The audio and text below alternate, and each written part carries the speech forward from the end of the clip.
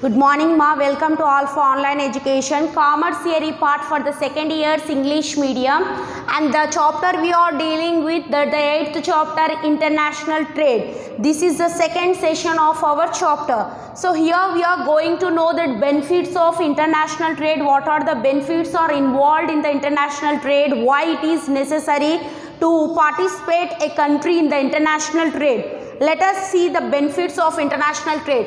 It leads to a better use of available resources. So with the international trade, we can use whatever the resources we have in a better way, because when we are doing international trade with the other country, we can adopt or we can bring the latest technology to our country, and with that latest technology we can utilize the resources whatever we have in an effective manner, and we can develop in the economically and also in technologically, and also it reduces the wastage of resources. By utilizing the resources at optimum level, we can reduce the wastage of the resources. When the resources are wastage is reduced, then we can make we can make more amount of export to other countries also. It equalizes the prices of goods throughout the country. So with the use of resources optimally, it will bring equalization in the prices of the goods all over the world. There will be the equal price for the goods. There will be no price fluctuations or there will be no price variations if the resources are completely utilized in the country.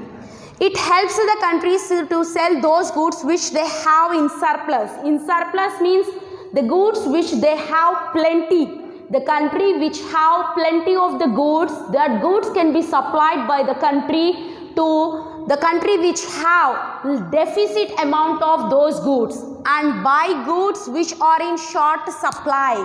So the country which is facing with the problem of shortage, that country can be received the goods from these kind of countries where the goods are in surplus. So by these there will be equalization or the balancing of the world. So in this way there will be transfer of goods from the country of the surplus to the country of the deficit of the goods. It provides an opportunity to the developing countries like India for importing the needed technology. Okay, it will providing an opportunity for the developed countries to adopt a new technology or to bring a new technology from the developed countries.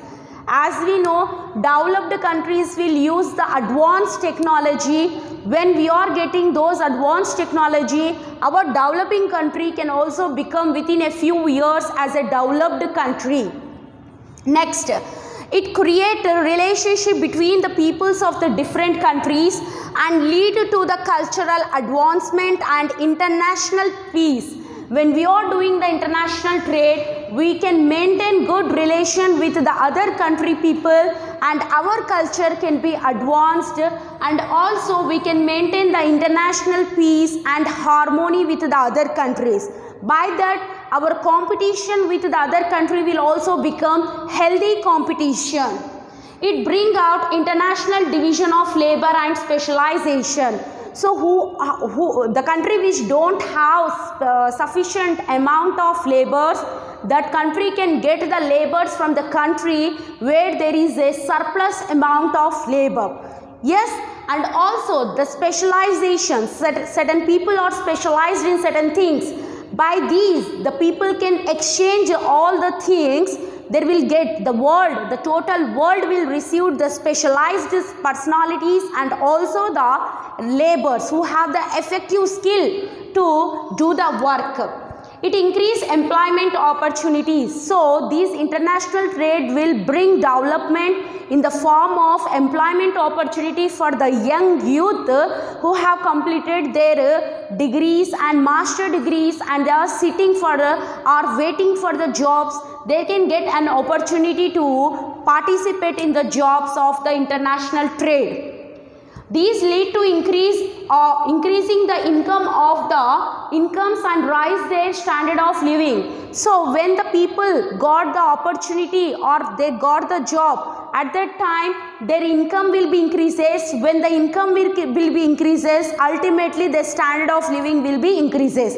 They will start using the luxurious goods. They will start using the more different way of living. From the poor and poverty stage, they will go to the upper middle class and high class. It solves the economic problems such as depression. Depression means the price of the goods will be very high. That problem can be reduced with the international trade. Why the price of the goods increase means generally to the shortage of the material which is required to manufacture that good. If there is a shortage of that good, then ultimately the price of the good will be increased. Then very few persons can only purchase those goods.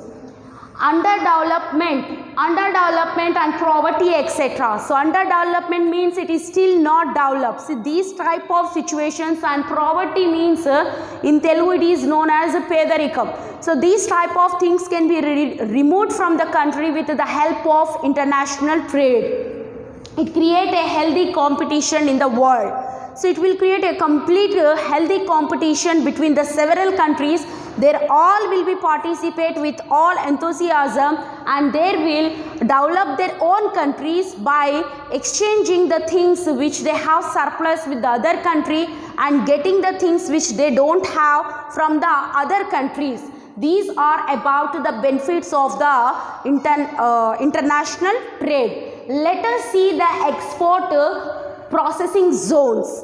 Export processing zones means what? Let us see first the meaning of what is export processing zone. See, generally these zones are set up in underdeveloped part of the host country. So generally these types of zones are developed. Okay, these zones are generally developed in the underdeveloped parts of the host country. Okay, host country means in other countries. For example, America is our host country, like that only. If for other countries, our India will be host country. Like that, in the underdeveloped parts of the country, these export processing zones are developed. They are aimed at reducing the poverty and unemployment and stimulate their area's economy. So their main aim is to reduce the poverty, okay, and unemployment problem and stimulate the area's economy. Means that they are established in the underdeveloped areas. So they want to develop that area by giving special zone to them, like export processing zones. So that zones are completely for exporting the goods to different countries. Okay, when we are exporting to different countries means what it means? We have that product in surplus, then only we can export to other countries, right? Yes, the government of India has set up export processing zone to promote exports. So in the total Asian continent, okay, in the total Asian continent, we know that India is a subcontinent. In that, the government of India is the first government which has set up the export processing zones to promote the exports, okay, to promote the exports and also to get the imports which the India don't have the things. Means the India which is facing the deficit problem with certain materials, they are importing from other countries, and what the surplus thing we have, we are exporting those things to the other countries. These provide free trade environment for the export production. So there is a free trade environment. There is not at all any kind of restrictions, no any kind of duties and taxes levied on these export processing zones. India was one of the first Asian countries to recognize the effectiveness of export processing zones in promoting the export. So in the total Asian continent, India was the first country to stand and to recognize what is the need and importance of export processing zones. Okay. Asia's first export processing zone was set up in Kandla, Gujarat in 1965. So in Asia, in the total continent, the first export processing zone was set up in Gujarat in 1965. It was set up in 1965. Next, later export processing zones were in Maharashtra, Kerala, Tamil Nadu, Uttar Pradesh, West Bengal and Andhra Pradesh. And later it was started in Maharashtra, Kerala, Tamil Nadu, Uttar Pradesh, West Bengal and Andhra Pradesh. In Andhra Pradesh, in Visakhapatnam, they started export processing zones. So the main reasons behind setting up export processing zones in India. So what is the main reason behind this, the setting of export processing zones in India? Let us see.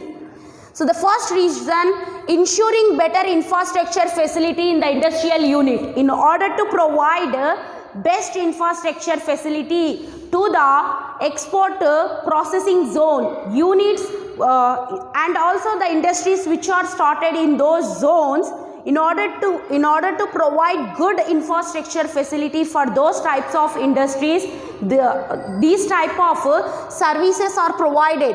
Okay. Introducing of tax holidays. So for those industries who are exporting, for them they are given tax holidays, means on the particular days there will be tax, there will be no tax at all on the amount of export. Establishing 100% export oriented system in the export processing zones. There will be 100% export oriented things in the export processing zone. There will be no other things, just like importing is not allowed here, just only exporting. As export processing zones are entirely devoid of all kinds of duties and taxes, means there will be no any kind of duties and taxes, there will be not at all on those zones, because those zones are completely created for the purpose of exporting of the goods. 100% foreign direct investment in the zone. So there will be 100% foreign direct investment. So when these zones are exporting, some of the industries are also starting in those zones, and those industries are trying to export and they are getting the foreign currency. Okay, when we are exporting, the foreign currency should have to make the payment in our country currency. So by that we are getting our country currency, means the domestic currency, and also foreign currency also we are getting. So this is about the main reason behind the setting of export processing zones. Next, what are the significant features, mean the important features of export processing zones? The activities that are carried out in export processing zones are not liable to licensed. So in order to whatever the activities are carrying on in the export processing zones, that required no license is required for those activities. Okay. Next, export processing zones regularly follow the import-export policies.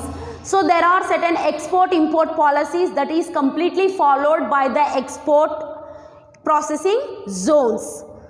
The units in export processing zones are totally custom bonded, means whatever the industries are there in these zones, they are totally under the control of customs department. Okay.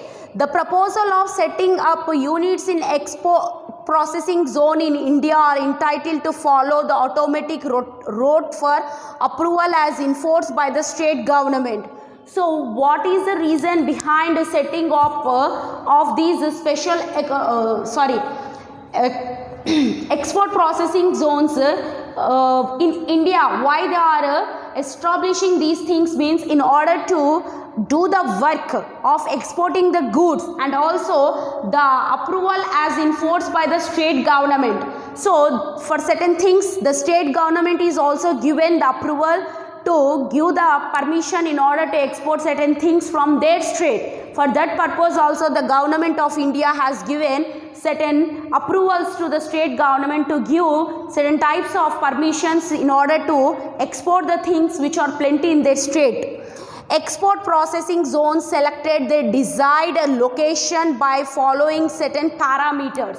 So they will select certain special zones, okay, or locations for what they want to export. For that they will select the special location. See, every location is special for certain things. So they will select the location according to that speciality as prescribed by the state government, okay, and there are certain parameters that is prescribed by the state government. By that they will select the specific location and they will start their industries in those special economical zones. So with these not with special economical zones, with the export processing zones. So in this way the export processing zones are carrying on their activities in the international trade. Let us focus on some other topic in the next session.